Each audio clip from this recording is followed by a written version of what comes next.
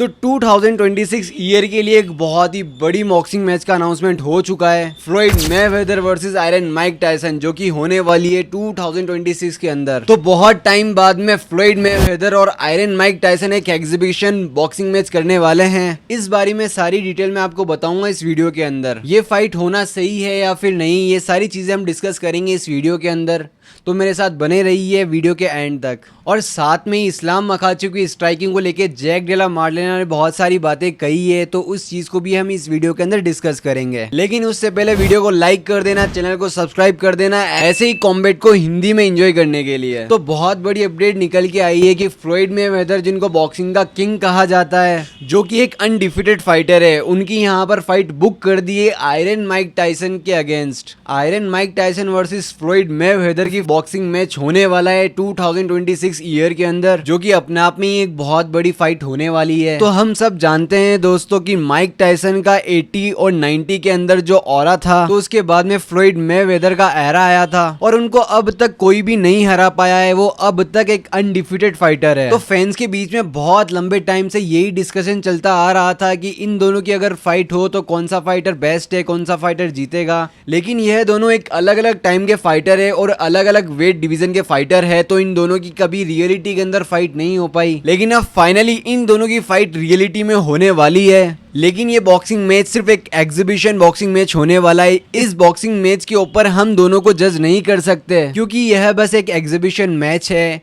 Exhibition match का मतलब यह होता है कि हम एक तरीके से इसको सिर्फ प्रैक्टिस मैच समझ सकते हैं। हम सब जानते हैं आयरन माइक टायसन जो कि 60 क्रॉस कर चुके हैं, और फ्लोइड मेवेदर जो कि अभी तक 44 और 45 के एक फाइटर है। मैं अपना ओपिनियन दूं इस फाइट को लेके, तो मुझे ये फाइट बहुत ही ज्यादा सेंसलेस लगती है। जो फाइट प्रमोटर है वो अपनी टीआरपी के लिए कुछ भी कर रहे हैं। और इसी का अगर हम एक एग्जांपल ले तो हम सब जानते हैं कि Jake Paul versus Iron Mike Tyson की जब फाइट हुई थी तो उसके अंदर क्या हुआ था। आयरन माइक टायसन अभी ओल्ड हो चुके हैं और उनका जो एरा था वो भी खत्म हो चुका है। और मैं ये समझता हूँ कि जो बॉक्सिंग के टीआरपी वाले हैं ये पूरी लेगेसी को खत्म कर देंगे आयरन माइक टायसन की इसी तरह से।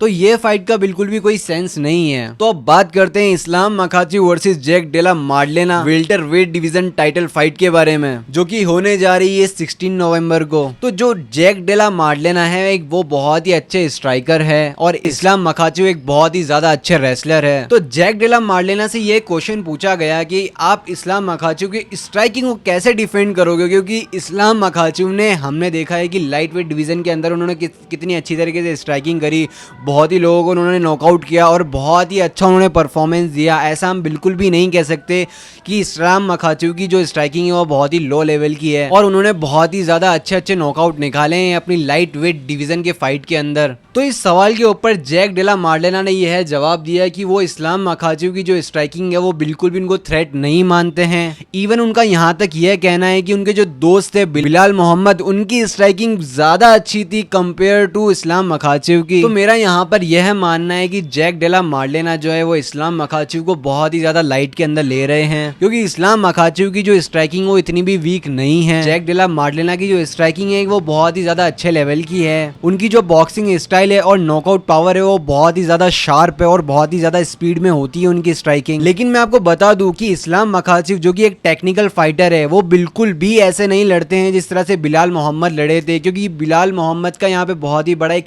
वीकनेस पॉइंट था कि उन्होंने अपनी स्ट्राइकिंग को ज्यादा फोकस करा अपना ग्राउंड गेम को छोड़ कर गए। हम यहाँ पर ये चीज जरूर कह सकते हैं जो जैक डेला मार्लेना की जो स्ट्राइकिंग है वो बहुत ही ज्यादा अच्छे लेवल की है।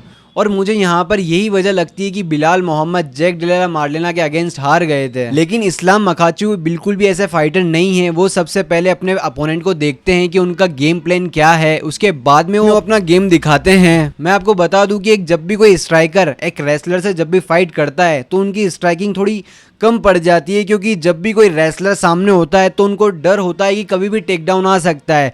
तो यही वजह होती है जो उनका गार्ड होता है वो नीचे चला जाता है। यही अगर मैं एग्जांपल देके बात करूं तो सबसे बेस्ट अगर हम एग्जांपल देखेंगे तो वो हुआ था खबीब वर्सेस कॉनर मैकग्रेगर की फाइट में। जैसा कि आप इस वीडियो के अंदर देख सकते हो किस तरह से खबीब ने शो करा कि वो टेक डाउन करने जा रहे हैं, लेकिन जैसे उन्होंने पंच किया और वैसे ही कॉनर मैकग्रेगर अनबैलेंस हो गए। इस्लाम मखाचू एक टेक्निकल फाइटर है जो कि अपने सारी चीज़ों को मिक्स रखते हैं, अपनी रेसलिंग को, अपनी स्ट्राइकिंग को, उसके बाद में वो अपना गेम दिखाते हैं। तो मैंने इन फाइट के बारे में अपना ओपिनियन दे दिया है, लेकिन आपको क्या लगता है इस फाइट के बारे में? आपकी जो ओपिनियन है मुझे कमेंट सेक्शन में ज़रूर बताइएगा।